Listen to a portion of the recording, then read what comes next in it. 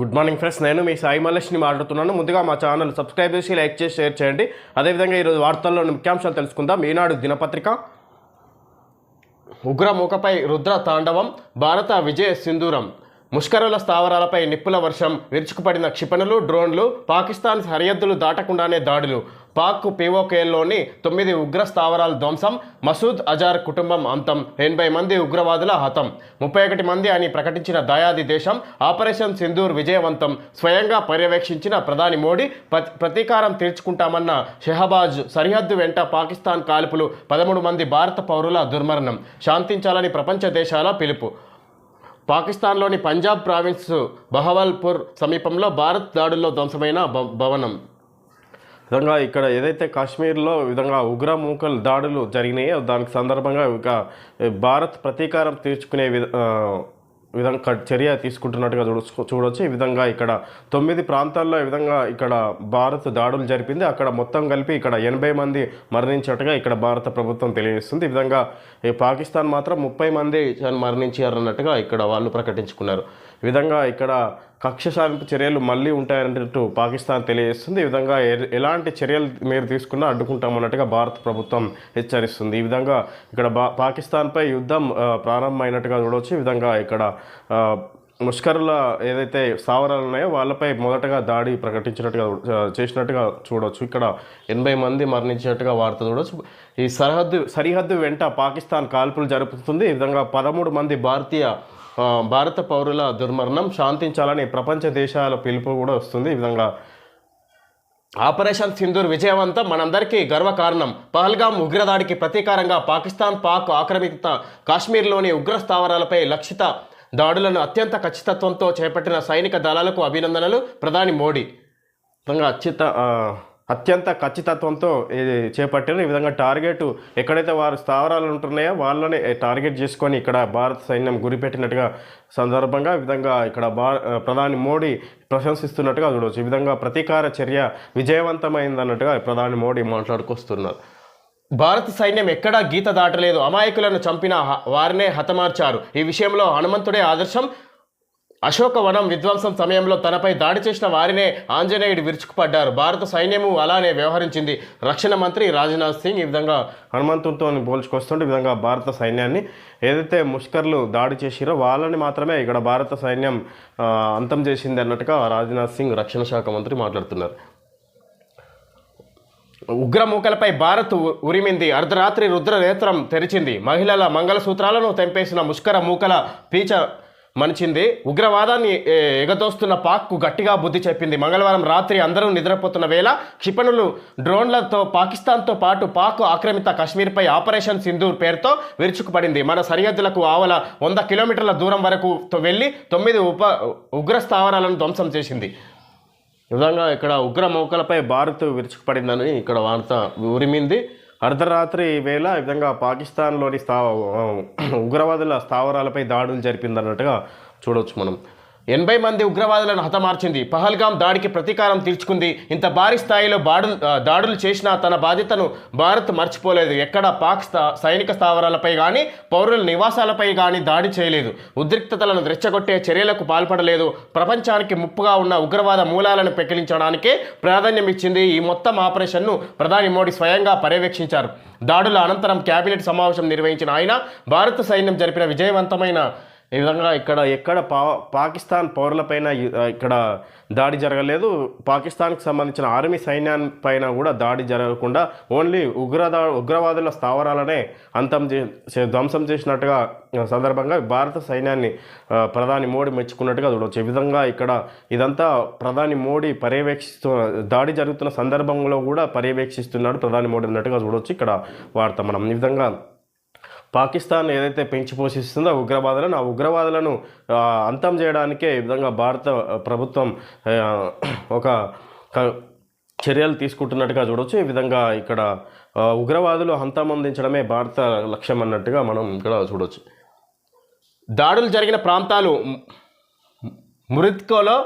మురిద్కేలో లష్కరే తయిబాకు చెందిన తయిబా ఉగ్ర కేంద్రం, బహవల్పూర్లో జైషీ మహమ్మద్కు చెందిన షుబాన్ అల్లా కేంద్రం, తెహ్రా కలాన్లో జైషీ మహమ్మద్ ఉగ్ర స్థావరం, సర్జల్ సియాల్ కోట్లో హిజ్బుల్ ముజాహిదీన్ మొహమునాన్ జోయా కేంద్రం, బర్నాలాలో లష్కరే తోయిబాకు చెందిన అహ్లే హడిత్ స్థావరం, కోట్లీలో జైషే మహమ్మద్కు చెందిన అబ్బాస్ కేంద్రం, కోట్లీలో హిజ్బుల్ ముజాహిదీన్ స్థావరం, ముష్కర్ రహీల్ షహీద్, ముజఫరాబాద్లోని లష్కరే శిబిరం, సవాయి నాలా, ముజఫరాబాద్లో సయ్యదనా బిలాల్ ఉగ్ర స్థావరాలు. ఈ విధంగా 9 స్థావరాలకు సంబంధించి ఈ విధంగా ఉగ్రవాదుల స్థావరాలను వాళ్ళ పేర్లతో సహా ఈ 9 స్థావరాలకు నాయకత్వం వహిస్తున్న పేర్లతో సహా ఈ విధంగా ఇక్కడ భారత ప్రభుత్వం వివరాలు వెల్లడించినట్టుగా చూడొచ్చు. ఈ 9 స్థావరాలపై ఈ దాడులు జరిపినట్టుగా చూడొచ్చు భారత ప్రభుత్వం.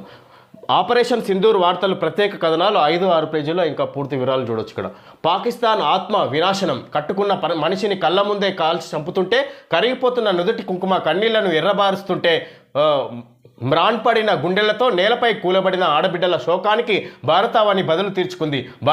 భార్యాబిడ్డల కళ్ళ ముందే అమాయకుల తలల్లోకి తుపాకీ గుళ్ళు దించిన నరరూప రాక్షసులను స్వాతంత్ర సమరయోధులుగా కీర్తించిన దానవ దాయాది దేశానికి దానికి అర్థమయ్యే భాషలోనే ధీర భారతం జవాబిచ్చింది. సుందర కాశ్మీరాన్ని భరతమాత నొసటన్న నెత్తుటి సింధూరంగా మార్చిన సీమాంతర ఉగ్రవాదాన్ని అంతం చేయాల్సిందేనని 140 కోట్ల గొంతులు ఏకస్వరంతో నినదిస్తున్నాయి. పాకిస్తాన్ ప్రాపకంలోని పిశాచ గణాలపై ఆ సేతు హిమాచలం ఎగిసిపడుతున్న ఆగ్రహ జ్వాలలనే మందుగుండ్లుగా మార్చి సరిహద్దులకు ఆవలి ఉగ్రవాద శిక్షణ శిబిరాలపై మన త్రివిధ దళాలు ప్రళయ భీకరంగా దండెత్తాయి. పహల్గాం పైశాచికాండలో ప్రాణాలు వదిలిన పర్యాటకులకు ఆపరేషన్ సింధూర్తో భారత ప్రభుత్వం సాయుధ బలగాలు ఘనంగా నివాళి అర్పించాయి. పీఓకేలోనివే కాదు, పాకిస్తాన్ ప్రధాన భూభాగంలోని టెర్రరిస్ట్ క్యాంపులపైన క్షిపణుల వర్షం కురిపించడం భారతావని అమేయ సైనిక బల పటిమకు నిదర్శనం. విధంగా పాకిస్తాన్ అమాయకులను ఉగ్రవాదులు అమాయకులను చంపడం ద్వారా ఈ విధంగా ఇక్కడ తన భార్యల కళ్ళ ముందే భర్తలను కోల్పోతుంటే ఈ విధంగా పాకిస్తాన్ ఉగ్రవాదులను పెంచి పోషిస్తుంది. అలాంటి వారిని అంతం చేయడమే భారత సైన్యం తీసుకున్న లక్ష్యం అన్నట్టుగా ఇక్కడ చెప్పుకోవచ్చు. ఈ విధంగా ఈ ఉగ్రవాదులను ఈ విధంగా ఈ గురిపెట్టి వాళ్ళని అంతం చేసింది భారత సైన్యం అన్నట్టుగా ఇక్కడ చూడవచ్చు మనం. భారతావని శాంతికాముఖత్వాన్ని అలుసుగా తీసుకున్న పాకిస్తాన్ ముష్కర మూకలకు శిక్షణ ఇస్తూ అత్యాధునిక ఆయుధాలను సమకూర్చుతూ ఇండియాపై ప్రచ్ఛన్న యుద్ధం చేస్తుంది. మత ఛాందసత్వాన్ని రెచ్చగొట్టి స్థానిక యువతలో వేర్పాటువాద విష బీజాలు నాటడం, హింసాత్మక దాడులతో సామాజిక అశాంతిని రాజేయడం, భారత్ను అస్థిరపరిచి కశ్మీర్ను కబలించడం, ఇవే పన్నాగాలతో ఆ ధూర్త దేశం ఉగ్రవాదాన్నే జాతీయ విధానంగా మార్చుకుంది. భారత్లో నెత్తుటేళ్లు పారించిన అనేక ఉగ్ర దాడుల వెనుక ప్రధాన కుట్రదారులైన మౌలానా మసూద్ అజార్, హఫీజ్ మహమ్మద్ సయీద్, జకీవుర్ రెహమాన్ లఖ్వీ, దావుద్ ఇబ్రాహీం వంటి వారిని ఇంటల్లులుగా సాకుతుంది. అదే క్రమంలో పాక్ సైన్యం ఐఎస్ఐ ప్రేరణతోనే పహల్గాంలో ఉగ్రవాదులు హేయ నరమేధానికి పాల్పడ్డారన్నది వాస్తవం. దానికి ప్రతిస్పందనగా ఆపరేషన్ సింధూర్తో గర్జించిన భారత్ సామాన్య పౌరులకు ప్రమాదం వాటిల్లకుండా తన సార్వభౌమత్వానికి సవాలు విసురుతున్న ముష్కర మూకలపైనే మొన్న రాత్రి విరుచుకుపడింది. మెరుపు దాడులకు తగిన లక్ష్యాలను ఎంచుకోవడంలో, గురి తప్పకుండా వాటిని సర్వనాశనం చేయడంలో ప్రశంసనీయ విచక్షణను, అద్వితీయ ప్రజ్ఞను ప్రదర్శించింది.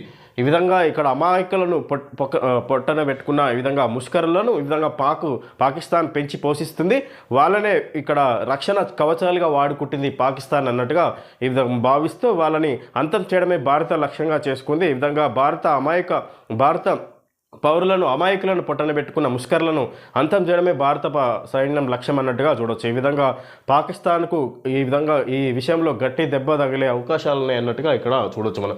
తన ప్రాదేశిక సమగ్రత, ప్రజా భద్రతల పరిరక్షణకు ఎటువంటి చర్యలైనా తీసుకునే హక్కే కాదు, అంతటి సత్తా ఇండియాకు ఉంది. కాబట్టి పహల్గాం బీభత్సకాండ పర్యవసనాలు యుద్ధానికి దారి తీయకుండా జాగ్రత్త పడాల్సింది పాకిస్తానే.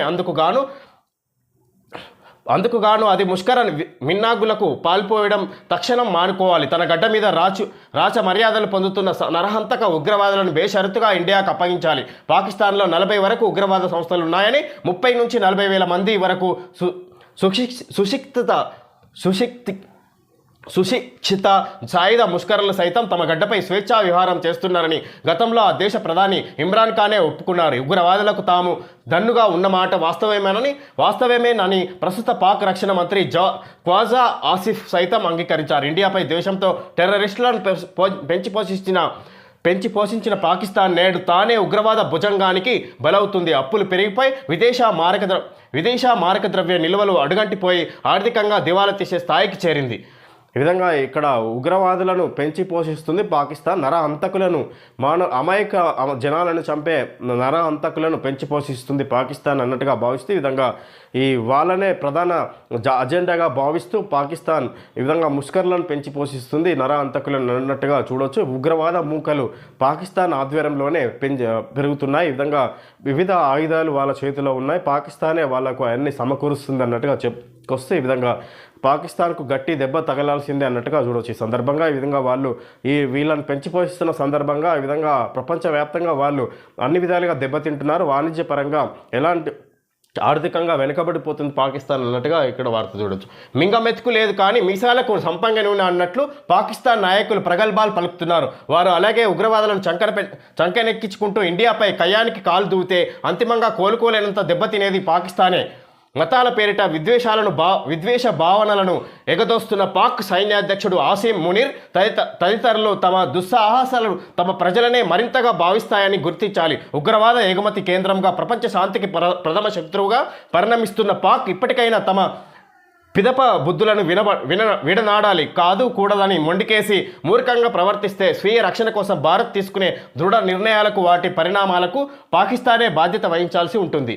ఈ విధంగా మింగమెత్తుకు లేదు సంపన్నంగా నూనె అన్నట్టుగా పాకిస్తాన్ వ్యవహార శైలి ఉంది. ఇక్కడ భారత్పై ఇక్కడ యుద్ధానికి కవ్వింప చర్యలు తీసుకుంటుంది. ఈ విధంగా పాకిస్తాన్ దగ్గర ఎలాంటి సామర్థ్యం లేదు. భారత్తో పోరాడే శక్తి సామర్థ్యాలు అసలే లేవు అన్నట్టుగా భావిస్తే ఈ విధంగా ఇక్కడ పాకిస్తాను ఈ శక్తిని మించి వ్యవహరిస్తుంది అన్నట్టుగా చూడవచ్చు ఈ సందర్భంగా. అలాగే వ్యవహరిస్తే ఇక్కడ ముందు పాకిస్తాన్ అనేక సమస్యలను ఎదుర్కోవాల్సి వస్తుంది అన్నట్టుగా ఇక్కడ మనుగడ సాగించలేని పరిస్థితి వస్తుంది పాకిస్తాన్ అన్నట్టుగా చెప్పుకోవచ్చు ఈ సందర్భంగా. గురి తప్పకుండా ముష్కరులు తప్పించుకోకుండా స్కాల్ఫ్ హ్యామర్ ఆత్మాహుతి డ్రోన్లతో భారత్ దాడి. ఆపరేషన్ సింధూర్కు ఆయుధాల ఎంపికలో జాగ్రత్తలు. ఈ విధంగా ఇక్కడ గురి తప్పకుండా ముష్కరులు తప్పించుకోకుండా స్కాల్ఫ్ హ్యామర్ ఆత్మాహుతి డ్రోన్లతో భారత్ దాడి చేసింది. ఈ విధంగా దాంతో ఇక్కడ 80 మంది వరకు ఇక్కడ ముష్కరులు మరణించిరన్నట్టుగా చూడవచ్చు. ఇక్కడ ఈ భారత దాడిలో సెలవుల్లో ఉన్న సిబ్బందిని తక్షణం వెనక్కి రప్పించండి. పారామిలిటరీ బలగాల అధిపతులకు కేంద్ర హోంమంత్రి అమిత్ షా ఆదేశాలు. విధంగా సెలవుల్లో ఉన్న ఆర్మీ సిబ్బందిని విధుల్లో త్వరితగతిన చేరాలన్నట్టుగా అమిత్ షా ఆర్మీ అధిపతులకు ఆదేశాలు జారీ చేసినట్టుగా చూడవచ్చు. పాకిస్తాన్ ఆక్రమిత కాశ్మీర్ రాజధాని ముజఫరాబాద్ సమీపంలో భారత్ దాడుల్లో ధ్వంసమైన భవనాన్ని పరిశీలిస్తున్న స్థానికులు. పాకిస్తాన్లోని పంజాబ్ ప్రావిన్స్ మురిద్కేలో దెబ్బతిన్న భవనం. ఆపరేషన్ సింధూర్ వార్తలు ప్రత్యేక కథనాలు 5-6 పేజీల్లో. సమస్యలను అర్థం చేసుకున్నాం. అధికారుల కమిటీ చైర్మన్ నవీన్ మిత్తల్ ఉద్యోగుల ఐకాస నేతలతో కమిటీ భేటీ. 57 డిమాండ్లపై చర్చ. ఈ విధంగా ప్రభుత్వానికి వ్యతిరేకంగా ప్రభుత్వ ఉద్యోగులు నిరసనలు తెలియజేస్తున్న సందర్భంగా ఈ విధంగా ప్రభుత్వం దానికి సంబంధించి సీనియర్ ఐఏఎస్ అధికారులతోటి కమిటీని ఏర్పాటు చేసి నవీన్ మిత్తల్ ఆధ్వర్యంలో ఈ విధంగా కమిటీని ఏర్పాటు చేసి ఉద్యోగుల డిమాండ్లను నెరవేర్చే దిశగా చర్యలు తీసుకున్నట్టుగా చూడవచ్చు భారత ప్రభుత్వం, ఇది రాష్ట్ర ప్రభుత్వం. ఈ విధంగా ఇక్కడ దానికి సంబంధించి సిఎస్ రాష్ట్ర ప్రధాన కార్యదర్శి ఇక్కడ రామకృష్ణారావు ఇక్కడ ఉత్తర్వులు జారీ చేశారు నిన్ననే. ఈ విధంగా దానికి సంబంధించి ఇక్కడ ప్రధాన డిమాండ్లు 50 పైనే ఉన్నాయి. 57 డిమాండ్లపై చర్చ జరుగుతున్నట్టుగా చూడొచ్చు. ఉద్యోగుల పెండింగ్ సమస్యలను పరిష్కరించడానికి రెవెన్యూ శాఖ ముఖ్య కార్యదర్శి నవీన్ మిత్తల్ నేతృత్వంలో ప్రభుత్వం నియమించిన అధికారుల కమిటీ బుధవారం సాయంత్రం సచివాలయంలో తెలంగాణ ఉద్యోగుల ఐకాస నేతలతో సమావేశమైంది. కమిటీ సభ్యులు లోకేష్ కుమార్, కృష్ణ భాస్కర్ హాజరయ్యారు. సాయంత్రం 4:45 నిమిషాలకు మొదలైన సమావేశం 6 గంటల 45 నిమిషాల వరకు సాగింది. ఉద్యోగుల డిమాండ్లు 57 ఉండగా ఒక్కో దాని గురించి ఐకాస చైర్మన్ మారం జగదీశ్వర్, ప్రధాన కార్యదర్శి ఏలూరి శ్రీనివాసరావు చదివి వినిపించారు. ఉపాధ్యాయుల సమస్యలను ఉపాధ్యాయ సంఘాల నేతలు, ఉద్యోగుల డిమాండ్లను సంఘాల్లోని ఆయా శాఖల నేతలు కమిటీకి వివరించారు. ముఖ్యంగా 2003 డిఎస్సిలో నియమితులైన ఉపాధ్యాయులకు ఈ విధంగా ఇంకా కేసు నడుస్తున్న 2003లో డిఎస్సి నియామకాల్లో నియమితులైన ఉపాధ్యాయులకు వాళ్ళని కొంతమందిని ఇంకా ఎంపిక ఉద్యోగాల్లో ఇంకా ఉద్యోగాలు ఇవ్వకుండా ఆపినట్టుగా చూడవచ్చు. వాళ్ళ సమస్యలు పరిష్కరించాలన్నట్టుగా చూడవచ్చు. ప్రభుత్వ ఉపాధ్యాయుల సమస్యలను ఇక్కడ తక్షణమే నెరవేర్చాలన్నట్టుగా 57 డిమాండ్లను వాళ్ళు ప్రభుత్వం దృష్టికి తీసుకొచ్చినట్టుగా చూడొచ్చు ప్రభుత్వ ఉద్యోగులు. ఎలాంటి పరిస్థితులనైనా ఎదుర్కొందాం, అత్యవసర సేవల ఉద్యోగుల సెలవులు రద్దు, ప్రభుత్వ ఉద్యోగులు అనవసర ప్రకటనలు చేస్తే కఠిన చర్యలు. ఆపరేషన్ సింధూర్ నేపథ్యంలో ముఖ్యమంత్రి రేవంత్ రెడ్డి ఆదేశాలు. నేడు సంఘీభావ ర్యాలీ హాజరు కానున్న సీఎం మంత్రులు. విధంగా ఇక్కడ ఏదైతే కేంద్ర ప్రభుత్వం పాకిస్తాన్పై ఇక్కడ ముష్కర్లపై దాడి కొనసాగుతున్న సందర్భంగా ఎలాంటి పరిస్థితులనైనా ఎదుర్కొందాం అన్నట్టుగా ఇక్కడ ప్రభుత్వ ముఖ్య అధికారులకు సూచనలు చేస్తున్నట్టుగా చూడవచ్చు సీఎం రేవంత్ రెడ్డి. ఇక సెలవుల్లో ఉన్న ఉద్యోగులను తక్షణమే విధుల్లోకి రావాలి కోరినట్టుగా చూడవచ్చు సీఎం రేవంత్ రెడ్డి. హైదరాబాద్లోని అన్ని విదేశీ రాయబార కార్యాలయాల దగ్గర కట్టుదిట్టమైన భద్రత చేపట్టాలి. ఐటీ సంస్థల దగ్గర పటిష్ట రక్షణ వ్యవస్థను ఏర్పాటు చేయండి. పాత నేరస్తులపై ప్రత్యేకంగా దృష్టి పెట్టాలి. వారి కదలికలను ఎప్పటికప్పుడు పర్యవేక్షించండి. ఎలాంటి పరిస్థితులనైనా ఎదుర్కొనేందుకు సర్వసన్నద్ధంగా ఉండాలి. హైదరాబాద్ నగరంలో పోలీసుల అప్రమత్తత చాలా ముఖ్యం. అవసరమైతే శాంతి కమిటీలతో మాట్లాడండి అని ముఖ్యమంత్రి రేవంత్ రెడ్డి ఉన్నతాధికారులను ఆదేశించారు. ఆపరేషన్ సింధూర్ నేపథ్యంలో ఆపరేషన్ సింధూర్ నేపథ్యంలో ఈ విధంగా ఈ ఐటీ కంపెనీలకు సంబంధించి స్థావరాలను ఈ విధంగా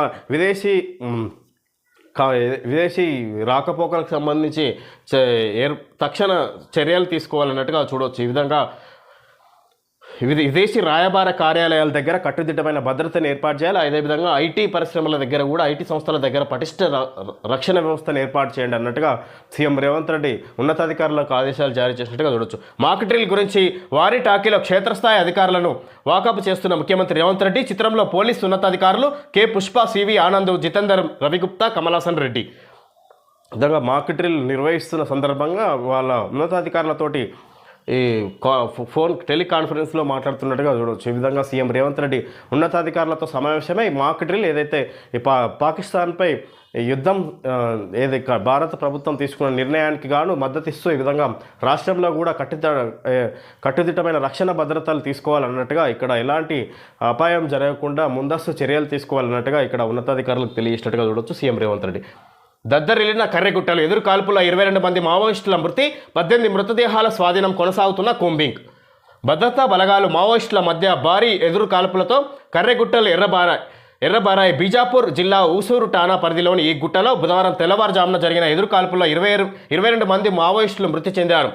ఛత్తీస్గఢ్ సీఎం విష్ణుదేవ్ సాయి, హోంమంత్రి విజయ్ శర్మ ఈ ఎదురు కాల్పుల ఘటనను ధృవీకరించారు. డ్రోన్ కెమెరాలు, వైమానిక దళ హెలికాప్టర్లు, ఇతర అత్యాధునిక సాంకేతికతతో మావోయిస్టుల కదలికలను గుర్తించి బలగాలు కూంబింగ్ చేపడుతున్నాయి. ఈ క్రమంలో జరిగిన ఎదురు కాల్పుల్లో ఇప్పటి వరకు 18 మంది మావోయిస్టుల మృతదేహాలను బలగాలు స్వాధీనం చేసుకున్నాయి. మృతుల సంఖ్య ఇంకా పెరిగే అవకాశం ఉన్నట్లు అధికారులు చెబుతున్నారు. భీకర ఆపరేషన్ కొనసాగుతుందని వెల్లడించారు. ఢిల్లీ నుంచి CRPF DG Gyanendra Pratap Singh, Chhattisgarh Naxals operation ADG Vivekananda Sinha, Bastar IG Sundarraj ఈ ఆపరేషన్ను పర్యవేక్షిస్తున్నారు. ఆ ప్రాంతంలో భారీగా ఆయుధాలు, పేలుడు పదార్థాలను బలగాలు స్వాధీనం చేసుకున్నాయి. ఛత్తీస్గఢ్లోని బీజాపూర్, తెలంగాణలో ములుగు, భద్రాద్రి కొత్తగూడెం జిల్లాలో సరిహద్దుల్లో విస్తరించిన కర్రెగుట్టలు ప్రాంతంలో గత నెల 22న ప్రారంభమైన ఆపరేషన్ 16 రోజులుగా నిరంతరాయంగా కొనసాగుతుంది. ఇక్కడ 2 రోజుల క్రితం జరిగిన ఎన్కౌంటర్లో ఓ మహిళా మావోయిస్టు మృతి చెందగా గత నెల 24న ఎదురుకాల్పుల్లో 3 సిఎల్జీఏ సభ్యులు మృతి చెందిన సంగతి తెలిసిందే. లొంగిపోవడం మినహా మావోయిస్టులకు మరో మార్గం లేదని ఐజీ సుందర్రాజు మరోసారి స్పష్టం చేశారు. కర్రెగుట్టలోని దోబే, నీలంసాయి, డోలి, తడపలలో తాత్కాలిక బేస్ మన్యంలోనూ 2 కీలక నేత జగన్తో పాటు సభ్యుడు రమేష్ హతం. మృతి చెందిన మావోయిస్టులు జగన్, రమేష్. ఈ విధంగా ఇక్కడ కర్రెగుట్టల్లో ఈ భద్రతా బలగాలు కూంబింగ్ నిర్వహిస్తున్నారు. మావోయిస్టులకు సంబంధించి ఈ విధంగా హెలికాప్టర్లు అత్యంత సాంకేతికతను ఉపయోగించి వాళ్ళను మావోయిస్టులను అంతమొందించే విధంగా ఇక్కడ భద్రతా బలగాలు ఇక్కడ కర్రెగుట్టల్లో కూంబింగ్ నిర్వహిస్తున్న సందర్భంగా ఈ విధంగా అందులో 22 మందిని హతమార్చినట్టుగా చూడవచ్చు. ఈ విధంగా ఎదురు కాల్పులు అందులో 18 మంది మృతదేహాలు లభించినాయి అన్నట్టుగా చూడవచ్చు. మరిన్ని ఇంకా మృతదేహాలు లభ్యమయ్యే అవకాశం ఉన్నాయి అన్నట్టుగా చూడవచ్చు. ఈ విధంగా మావోయిస్టులను పూర్తిగా అంతమొందించే దిశగా కేంద్ర ప్రభుత్వం నిర్ణయం తీసుకున్నట్టుగా చూడవచ్చు. ఆ సందర్భంగానే కర్రెగుట్టలో ఈ విధంగా కూంబింగ్ నిర్వహిస్తున్నారన్నట్టుగా చూడవచ్చు మావోయిస్టులకు సంబంధించి. టెస్టులకు Rohit good bye. Team India captain Rohit Sharma test cricket నుంచి తప్పుకున్నాడు. బుధవారం అతను హఠాత్తుగా సుదీర్ఘ ఫార్మాట్కు రిటైర్మెంట్ ప్రకటించారు. వచ్చే నెలలో మొదలయ్యే ఇంగ్లాండ్ పర్యటనకు రోహిత్ను కెప్టెన్గా తప్పించాలని సెలెక్టర్లు నిర్ణయించిన నేపథ్యంలోనే అతను టెస్టులకు వీడ్కోలు పలకాలని నిర్ణయించుకున్నట్లు తెలుస్తుంది. గత ఏడాది టీ20లకు వన్డేల్లో మాత్రమే కొనసాగనున్నాడు. గత ఏడాది టీ20లకు రిటైర్మెంట్ ప్రకటించిన రోహిత్ ఇకపై వన్డేల్లో మాత్రమే కొనసాగనున్నాడు. రోహిత్ టెస్టులకు గుడ్ బై అయిపోయింది. ఈ విధంగా ఏదైతే టీమిండియా కమిటీ ఈ విధంగా అతన్ని కెప్టెన్ నుంచి తప్పించాలనే ఆలోచన ఉన్నట్టు సందర్భంగా అతను ముందస్తు చర్యగా అతను టెస్టులకు గుడ్ బై రిటైర్మెంట్ ప్రకటించినట్టుగా చూడొచ్చు. తొలివారం తెలంగాణ పరిచయం, 17 నుంచి అసలైన పోటీలు, క్రీడా నైపుణ్యాలు, అందం, ప్రతిభ, వ్యక్తిత్వం, సామాజిక నిబద్ధతపై పరీక్షలు. ఇది మిస్ వరల్డ్ పోటీల తీరు తెన్ను. ఈ విధంగా మిస్ వరల్డ్ పోటీలు రాష్ట్రంలో జరుగుతున్న సందర్భంగా హైదరాబాద్లో తొలివారం తెలంగాణ పరిచయం గురించి, తెలంగాణ గొప్పతనాన్ని గురించి ఇక్కడ వాళ్ళ పోటీదారులకు వివరించనున్నారు. 17న అసలైన పోటీలు జరుగుతాయి. క్రీడా నైపుణ్యాలు, అందం, ప్రతిభ, వ్యక్తిత్వం, సామాజిక నిబద్ధతపై పరీక్షలు. ఇది మిస్ వరల్డ్ పోటీల తీరు తెన్ను అన్నట్టుగా చూడొచ్చు. 11,828 కోట్లతో 5 ఐఐటీల విస్తరణ. తిరుపతి, పాలక్కాడ్, ధార్వాడ్, బిలాయ్, జమ్మూ ఐఐటీలకు మహర్దశ. 60,000 కోట్లతో నైపుణ్య శిక్షణ, వృత్తి విద్య పథకాలు కేబినెట్ నిర్ణయం. విధంగా 11,828 కోట్లతో 5 ఐఐటీల విస్తరణ. తిరుపతి, పాలక్కాడ్, ధార్వాడ్, బిలాయ్, జమ్మూ ఐఐటీలకు మహర్దశ. 60,000 కోట్లతో నైపుణ్య శిక్షణ, వృత్తి విద్య పథకాలు కేబినెట్ నిర్ణయం. ఇది కేంద్ర ప్రభుత్వం తీసుకున్న నిర్ణయం. ఈ విధంగా దేశవ్యాప్తంగా వివిధ ప్రాంతాల్లో, తెలుగు రాష్ట్రాల్లో ఈ విధంగా ఇక్కడ ఏపీ, ఆంధ్రప్రదేశ్, అదేవిధంగా ఇతర రాష్ట్రాల్లో కూడా వివిధ అభివృద్ధి ప్రాజెక్టులకు ఈ విధంగా కేంద్ర ప్రభుత్వం నిధులను కేటాయించినట్టుగా చూడవచ్చు. ఈ విధంగా కేంద్ర ప్రభుత్వం కేబినెట్ నిర్ణయం తీసుకుంది. ఈ విధంగా 11,828 కోట్లతో 5 ఐఐటీల విస్తరణ అన్నట్టుగా చూడవచ్చు. ఈ విధంగా వివిధ ప్రాంతాల్లో ఐఐటీలను ఏర్పాటు చేస్తుంది అన్నట్టుగా చూడవచ్చు కేంద్ర ప్రభుత్వం. ఓకే ఫ్రెండ్స్, ఈరోజు వార్తల్లోని ముఖ్యాంశాలు తెలుసుకోవడం జరిగింది. Thank you friends.